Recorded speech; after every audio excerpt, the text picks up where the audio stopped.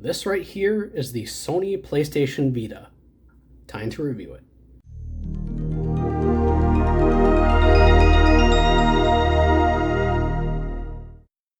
The Sony PSP, while it didn't beat the DS in sales, was still a great handheld at the time.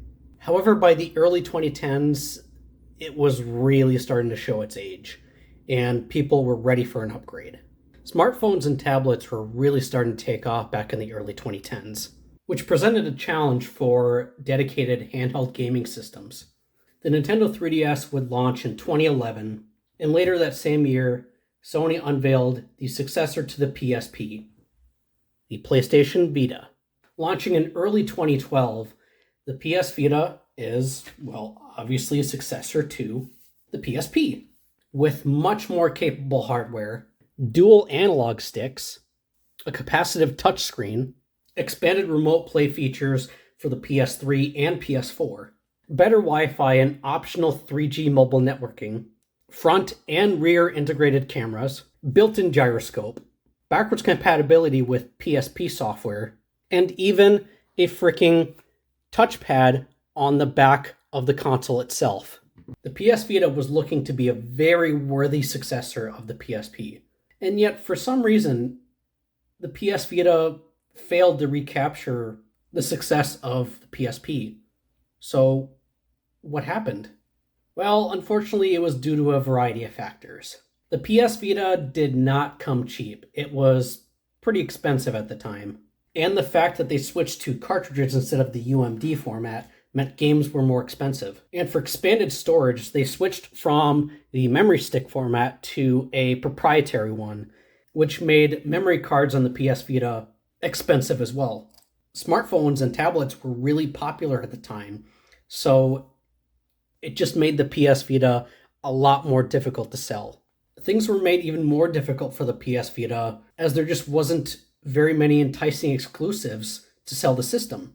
The PS Vita had a lot of potential, but due to a variety of factors, it was not able to meet expectations, making it the worst-selling PlayStation console in Sony's history, selling almost as poorly as the Wii U, at 14 million units between 2012 and 2019. However, just like the Wii U, the PS Vita has a pretty strong following. It's still a great console and has some pretty good games as well. It just sucks that Sony wasn't able to tap into its full potential, which is probably why we have yet to see another dedicated handheld from Sony. Like, yeah, we have the PlayStation Portal, but I don't really count that as it's more of like a remote play device. You can't really play any dedicated games on that. Well, I mean, you can stream them from the cloud, but in like a traditional sense, I don't really count that as a handheld. Longtime viewers of the channel may remember when I did a review on the PSP a while ago. And I did mention in that video that I was more of a DS gamer at the time. I didn't actually end up getting my own PSP until, well, when I made that video. And the same thing goes with the PS Vita. I haven't had a whole lot of exposure to the console. I played some demo units once or twice in retail stores, but that's pretty much it. So when I finally found one for a good price, I knew I just had to buy it and review it. And for the past week that I've been using it, it's actually pretty good. I'd say it's actually more enjoyable to use than the PSP was. I like the ergonomics, and having dual analog sticks is definitely nice. I also really enjoy PSP backwards compatibility on this thing. However, like I mentioned earlier, since it doesn't have a UMD drive, there's no way to play physical games on the PS Vita. It's strictly digital games. Let's take a closer look at the PS Vita. So, I should mention right off the bat, this is technically the second model of the PS Vita, known as the 2000 model or the PS Vita Slim. It's pretty similar to the original model, except it is a little smaller and has a normal LCD screen compared to the original model, which surprisingly had an OLED screen, which was pretty new technology at the time, but also incredibly expensive, which is probably why they ended up switching back to a regular LCD on this one. There was also a third model of the PS Vita called the PlayStation TV, or the Vita TV in other countries. It's pretty much a micro console of the PSP, just without a screen, and allows you to play video games on your TV. And unfortunately is the only way that you can play Vita games on the TV. Because unlike the PSP, which actually has a dedicated video out, there's no way to do that on a traditional PS Vita. So on the front of the console, we have our standard affair of buttons. We have our D-pad, our X, circle, triangle, and square buttons. We got the dual analog sticks, which actually feel pretty good. They don't click in like traditional controllers, though. We have stereo speakers, which sound pretty good. Our start and select buttons, our PlayStation button to access the main menu. We have a capacitive touchscreen, like I mentioned before. There's our front-facing camera right there. Kind of an odd place considering it's right by the buttons, so it makes it pretty easy to smudge the lens. And of course, we got the PS Vita logo here, just to remind you that, hey, you're playing PS Vita. And can't forget the Sony logo as well. On the top, we have our L and R shoulder buttons, a power button, a power LED, which will glow green when the system is on and orange when it's charging, and a notification light, which will glow blue when you have a notification. And here is where we put our PS Vita cartridges. Here's our volume buttons. On the bottom of the system, we have a headphone jack and a micro USB port, which on the original model, it was actually a proprietary connector. So it is nice that they switched to micro USB. Makes charging and connectivity a lot easier. There's our model number information. This is model PCH 2001. On the back of the system, we have some hand grips, the rear-facing camera, and probably one of the strangest features of the PS Vita, a touchpad on the back of the system. Pretty much works the same way as the touchpad on the DualShock and DualSense controllers. It just adds an extra layer of gameplay. I don't think a whole lot of games ended up taking advantage of this rear touchpad besides some of the early titles. And I haven't tried remote play, but I think the touchpad when you're using remote play, it basically uses the touchpad as your L2 and R2 buttons. So what exactly is powering the PS Vita? For CPU, we have a quad-core ARM Cortex-A9. For memory, it has 512 megabytes of RAM with 128 megabytes of video RAM. For storage, it uses proprietary memory cards with capacities of 4, 8, 16, 32, or 64 gigabytes. And on the 2000 model of the PS Vita, it does have integrated 1 gigabyte of flash storage. For display, it uses a 5-inch capacitive touchscreen with a resolution of 960 by 544. And like I mentioned earlier, it was an OLED screen on the original model and an LCD screen on this one. For a GPU, we have a quad-core PowerVR SGX 543 MP4 Plus. For sound, it has stereo speakers, integrated microphone, 3.5mm headphone jack, and Bluetooth. For both the front and the back cameras, they are 0.3 megapixels with a resolution of 640 by 480 at 60 frames per second or 320 by 240 at 120 frames per second. For connectivity, the PS Vita supports Wi-Fi BGN, Bluetooth 2.1, and 3G networking. For power, it uses a 2,210 milliamp hour battery, which on 2000 model gives us about 4 to 6 hours for playing games, 7 hours for video, and 12 hours for playing music or in standby mode. For software, the PS Vita supports proprietary Vita game cards and digital distribution, and also supports PSP backwards compatibility, albeit with digital content. And finally, the 2000 model of the PS Vita measures in at 3.35 by 723 by 0.59 inches and weighs approximately 7.7 ounces. Here's a size comparison of the Vita compared to the PSP. And honestly, they're pretty similar in size. The screen does look slightly larger on the PS Vita, but in terms of everything else, they're pretty similar when it comes to size, I guess. Let's power on the system and check out the menu. So we got a PlayStation logo, warning information, and our lock screen. So on this lock screen, we have our network information, our battery percentage, and date and time. And to unlock the system, all we got to do is peel back this little flap here. And here's the menu of the PS Vita, which actually has some surprisingly good music.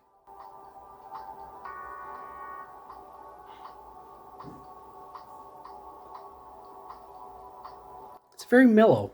So on the main screen, we have a few options here. We got the calendar, PlayStation Store, internet browser, trophies, our friends list, messages, settings, email, our photos, and our music. And we can navigate the menu with either the analog stick or the D-pad, or you can also use the touchscreen as well. If we swipe down, here is the rest of our applications.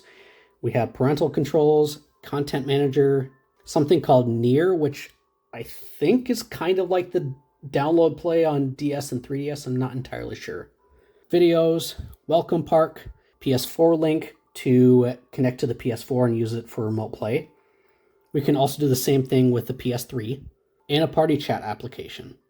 If we hold down the PlayStation button, we get a list of networking, so we can turn on or off airplane mode, and the same thing goes with Wi-Fi and Bluetooth.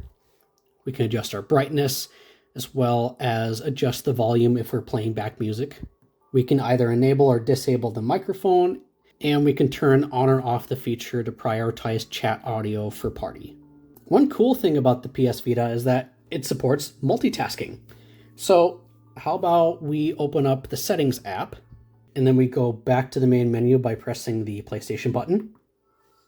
And if we swipe back over to home, how about let's open up the web browser as well. Then we'll exit out of this. And while we're at it, how about we open up our calendar? You'll notice at the top, we have icons of the applications that we have running. To switch between them, we can press the PlayStation button and it'll open up our multitasking screen. And then from here, we can just swipe through our applications. So we can jump back into our browser, or we can jump back into settings. And then to close out an application, all you have to do is either hold down circle or you can swipe down. Now this is normally the part where I would discuss the games that I have for PS Vita. I don't really have any, at least physical ones. Number one, physical games on Vita can be a bit spendy. And number two, just like the PSP, the PS Vita has been busted wide open with modding and homebrewing, which allows you to run homebrew applications as well as totally legit games. No, but seriously, there's a lot that you can do with a modded PS Vita. You can download custom themes, you can use third-party store applications, and download dedicated homebrew for the Vita as well as PSP content. There's a really nice PSP application for backwards compatibility, and there's even been some people that were able to run Android on the PS Vita. How crazy is that? I'm sure this probably wasn't Sony's intentions when it came to limitless potential, but yeah, the PS Vita is a great system to mod, just like its predecessor. If you've used any PlayStation device, you should not be surprised that the buttons are very nice and responsive. I do like how they feel less mushy than they did on the PSP and more clicky. Same goes with the D-pad, it is also nice and responsive. Graphical capabilities of the Vita is definitely very impressive. Just like how the PSP was kind of like a portable PS2, the Vita is kind of like a portable PS3. Even with the 540p resolution of the screen, it still looks really sharp. Just like the face buttons, analog sticks are also really nice and responsive. Barely any dead zone whatsoever. Just how it should be. Although they don't click in, so in terms of the L3 and R3 functionality, usually most of the time they will delegate that to either the touchscreen or the back touchpad. Same thing goes with the L2 and R2 buttons. They usually delegate that to the back touchpad as well, which can be a little awkward, especially if you are like remote playing PS3 and PS4 games, but you can get used to it. Like I mentioned earlier, the Vita also has a built-in gyroscope, and no surprise, it's perfectly functional. It does make controlling games like Bit Trip Flux here a lot easier. The speakers on the Vita also sound pretty good and get decently loud. That's the system all the way up.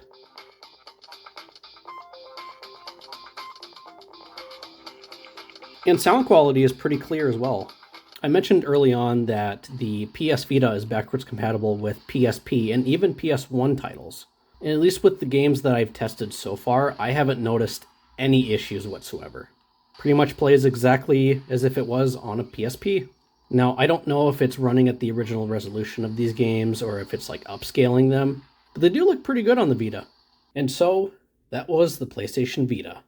It is unfortunate that the Vita wasn't able to reach its full potential back when it first released. However, years later, and thanks to the community, the Vita was finally able to reach its true potential and is still a fantastic handheld. But should you buy a PlayStation Vita in 2025? If you can find a good deal, I would definitely recommend picking up a Vita and playing around with it.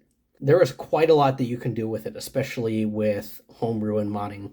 Same thing goes with the PlayStation TV, because, well, it's essentially a Vita that hooks up to your TV. And that is also a good option, again, if you can find a good deal on one. Because of the low sales of the Vita, the systems as well as the games can be a bit spendy. But like I said, there are some good deals out there, if you know where to look. It'll be interesting to see if Sony ever decides to make another handheld console. Because honestly, I think they've learned from their mistakes with the Vita, and if they were to try again, I think they would do a better job with it. So, thank you all for watching, and I'll see you next time.